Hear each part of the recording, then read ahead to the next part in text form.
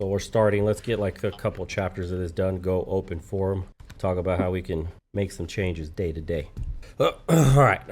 So we got here, for those that'll be watching on YouTube later, U squared. Okay, we're on the chapter that starts off on page 13. It says, think beyond what common sense would allow. Most of us can be found flying too close to the ground. Too often we don't give ourselves permission to soar. It's time to start focusing on possibilities rather than on limits or obstacles. Making a quantum leap means moving outside your mental boundaries. If you will rethink how you're thinking, you can multiply your performance potential. You must let your desires guide you instead of allowing yourself to be boxed in by perceived constraints. By the way, that's super big. I've noticed here, especially in this part of the world, that people have this boxed in thinking. We were told to do it this way. This is how it's done. They don't question anything.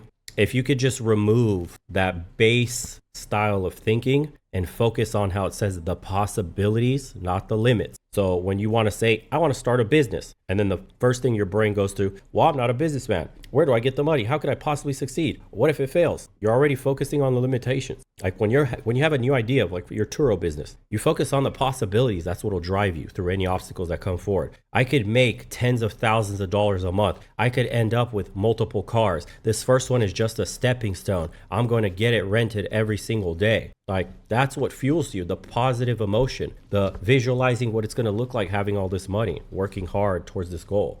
Instead of like, fuck, was this a good choice? Did I pick the right car? Am I really going to make money with this? That's bullshit thinking. If you're going to do the hypothetical like hamster wheel, why not make it a positive one? Make it easier on yourself. And then it says seeking the quantum leap means violating the boundary of the probable.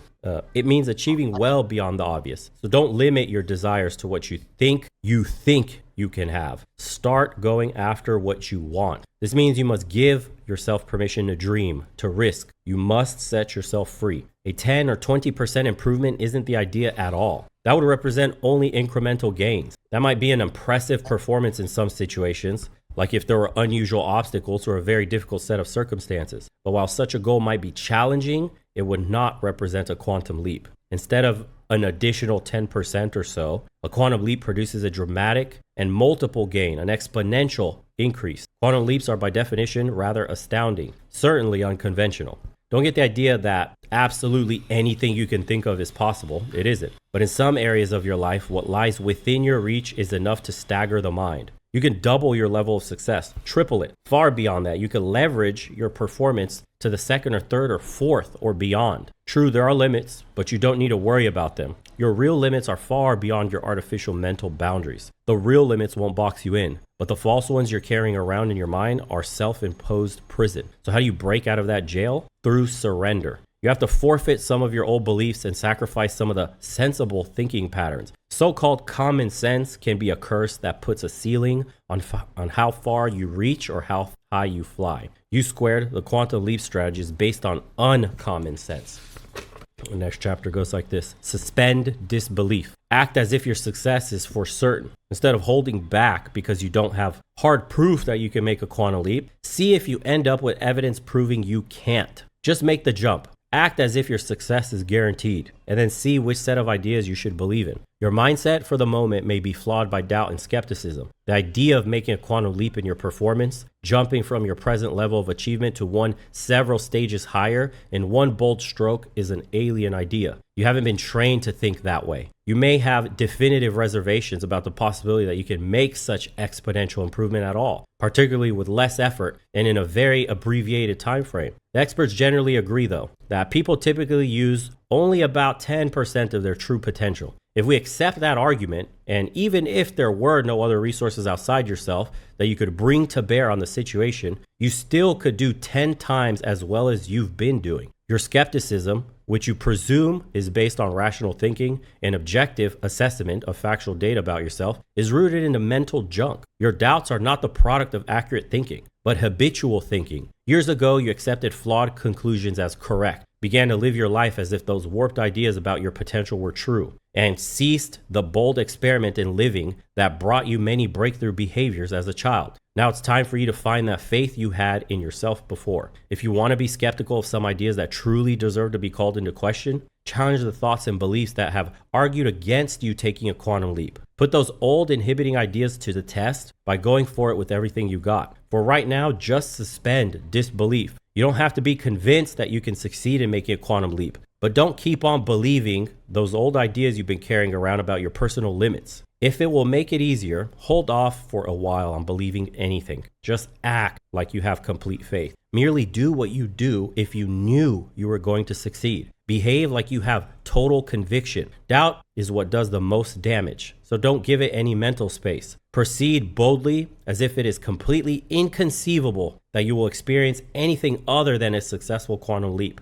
If you must doubt something, doubt your limit. This is a really big one because most people get stopped in their tracks before even taking the first step through this issue of doubt, this insecurity, doubting yourself with these beliefs that are rooted deep from childhood. Maybe you got yelled at by a parent, maybe friends mocked you, maybe a teacher mocked you. Somebody somewhere at a certain point in your life installed this negative programming that made you doubt yourself. Instead of thinking, what if this could succeed? What if I open up my business and I free my life? What if I start this new idea on the side for a hustle? What if it brings me in enough residual income, enough income when I'm asleep passively that I don't have to work anymore? It's the what ifs in the positive direction that should make you excited about the thing that it is that you're doing. Being skeptical of your own ideas, your own self-belief is what causes you to fail 100% of the time, dude. I ran into similar problems when I started my business. I made $100,000 a month at 27 years old from remodeling and construction shortly after starting the business within like a year. Before starting the business, my own family told me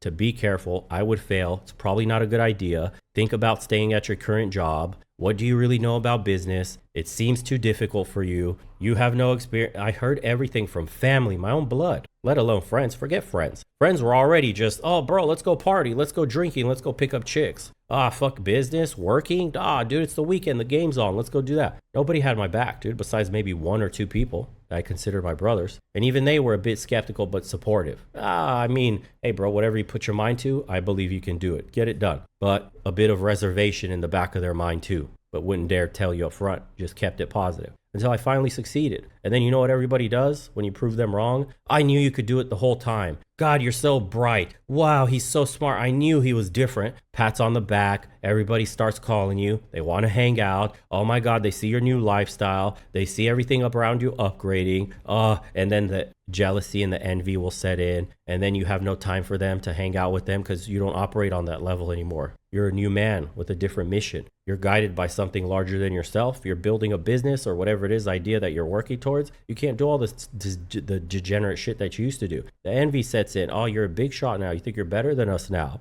Just remember where you came from, kid. You're just like us. You're not any different. Yeah. You'll hear it all from family and friends. That's why your self-belief is the most powerful thing, and that's the only thing that matters. If you don't believe it yourself, how the fuck would anybody else? And who's going to be there to help you pick up the pieces when you stumble? It's only you. So build that ironclad faith in whatever you're doing is going to succeed no matter what. Failure is not an option. It's not even on the horizon. I don't see that as a possibility. It's improbable. As long as you put in maximum effort and maximum time, you'll succeed, whatever it is that you do. And then the next chapter goes, focus on ends rather than means. You don't have to know how you're going to get there, but you need to know where you want to go. And that's talking about the psychocybernetics of visualizing what the end looks like. It's crucial to have a crystal clear picture of what you want to accomplish. Operate with a sharply defined mental image of the outcome you seek. Rivet your attention on that spot where you are to land at the end of your quantum leap. Visualize your arrival. When you do that, it's like you magnetize yourself to the ways and means involved in the methodology for getting there. The solutions begin to appear. Answers come to you. If you start worrying about everything that will be involved in getting from here to there, you're bound to bog down in the questions about methodology. People always get hung up on the how-to aspects regarding a quantum leap. So that was the metaphor I used before about what it means to plan your goal out and visualize it vividly is like the equivalent of putting little lights on your path to the end. You're going off the beaten path. There's no lights. Nothing is paved. But the more you visualize everything, the more you break down every detail, the more precise you get with this imagery. It's like planting a stake in the ground with a light and lighting your way into this dark path that will reach you to the promised land. That's really what it is. You want to light the ground as much as possible to make the next foot in front of the other as easy as possible. You don't want to stumble in the darkness, hitting shit on the way there, machete in hand, chopping down fucking vines and all that crap. Light the path in front of you with a plan. And that's how you're able to take these steps, and they feel effortless. It's no longer a grind. It's like you're almost floating to your destination because you have everything figured out. You've already answered a bunch of these questions. You know exactly where you want to go, what you want to do, and what time you want to do it. And you get that feeling of visualizing being there at the end. That's lighting your own path, making it least resistant. And it says, skip it. The answers will come to you. And when they do, you probably will find them to be simple, streamlined solutions. See, a quantum leap is a move you already prepared to make. You just haven't done it yet. You have the potential. The resources are available. The opportunity is there. What has been missing is your decision to go for it. Maybe this will help you frame the situation a lot better. The quantum leap is something you've been keeping from happening. It's not something that you have to struggle to make happen. You don't really force it into existence. You just let it occur. The key is to not get in the way. A quantum leap is the unexpected that comes to you with sudden grace. You can open up yourself to such a breakthrough. You can even invite it, but you can't make it happen by struggling harder or insisting on first developing the perfect plan. U squared is achieved through an intuitive,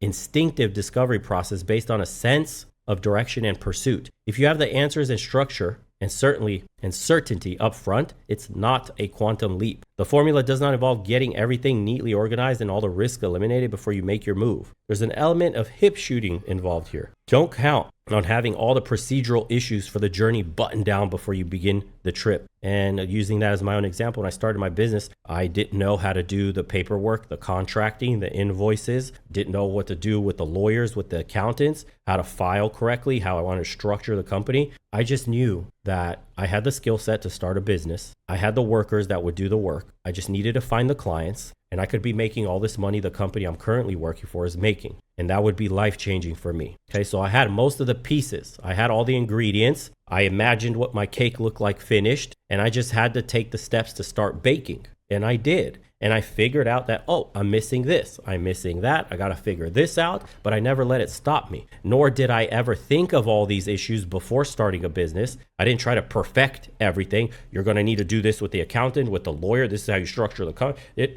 All that was irrelevant. Those were small details in my grand plan that didn't matter. They were to be figured out at a later time when they came up as problems. And that's how I looked at it. So whatever issue I had was irrelevant because the grand scheme, the idea itself of what I wanted to achieve was far greater than any small issue that came up. And believe me, a ton of obstacles and issues came up in me starting my business. I had to figure out answers for practically every single fucking thing. And it says, "Hey, Bo, while I know What? it's not as great, to explain my situation super briefly over the last 6 months. 6 months ago, I wanted to get this car, and then I looked at houses in other neighborhoods, like in the Midwest or whatever, and I was like, dude, I could buy fucking houses. I could have a whole bunch more renters. I could move out there where lifestyle's cheaper and rent out the other rooms and have my mortgage paid by tenants. Like this is crazy to spend $2,000 a month on a fucking car. And so I said, I can't do that because it gave me a nasty feeling. And so I felt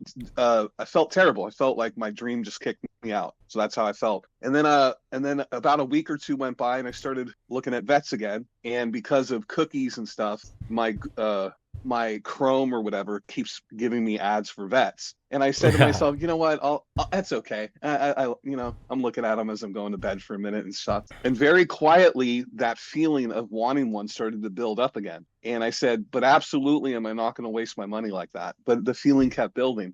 One of my tenants just decided to move out, gave me a 6 weeks notice, which was great. So I have a new parking spot open. And I was thinking during these last 6 months, even if I bought the fucking vet, I don't have a place to park it. I rent out all my parking spots. Like I don't even have a place to park it.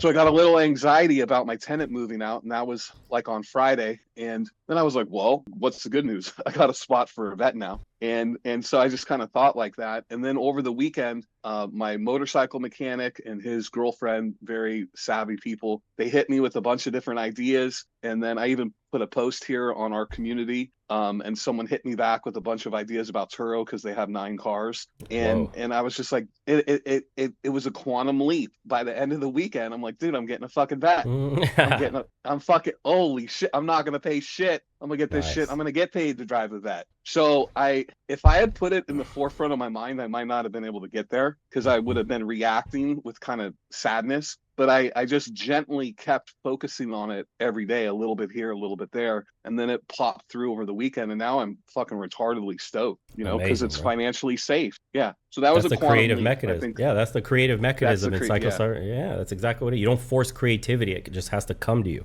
You just plant the initial idea as a seed in your mind, and then subconsciously the work is being done. And it just pops into your brain when you're doing the most random shit.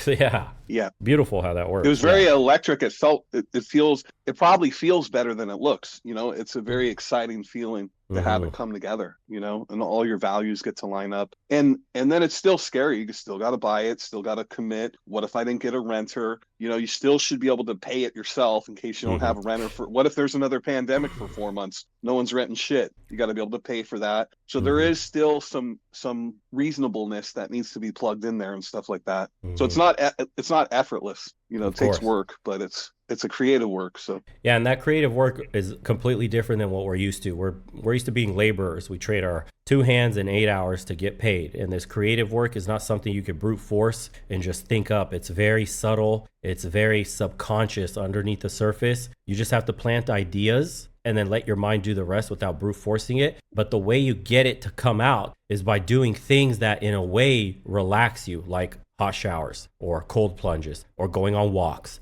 or doing something physical.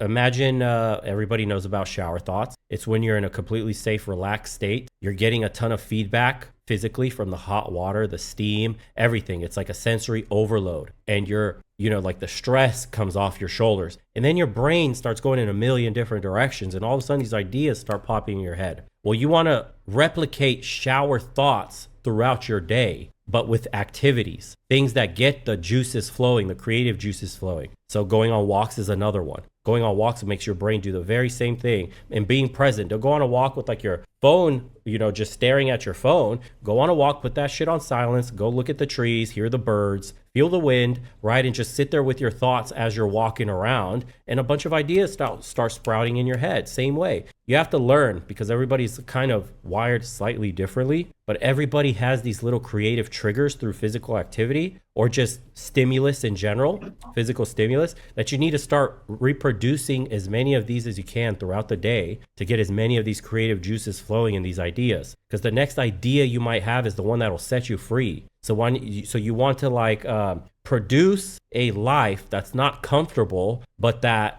gives you as many creative ideas as possible. So when you're looking at exercise, when you're looking at your walks, when you're looking at like meal prepping or a ritual, like making coffee in the morning, something like that, just know that these are creative outlets for you. That doing this may lead to the next idea. That you need to set your life up in a way, not for comfort, but for these creative outlets that allow you to generate ideas that are worth the millions of dollars. So that's what I noticed. I had to have my own major mental shift of how I see things, in the sense of like, I'm done being a laborer. I know about putting in your 8 hours and getting your whatever pay that's due. But in order to be in a more creative state of mind where you generate ideas and you have like esoteric ways of making money, abstract, like using internet, Turo, whatever it is, all that stuff, like that requires you to be put in a creative space, which means doing things completely differently. But yeah. Thank you.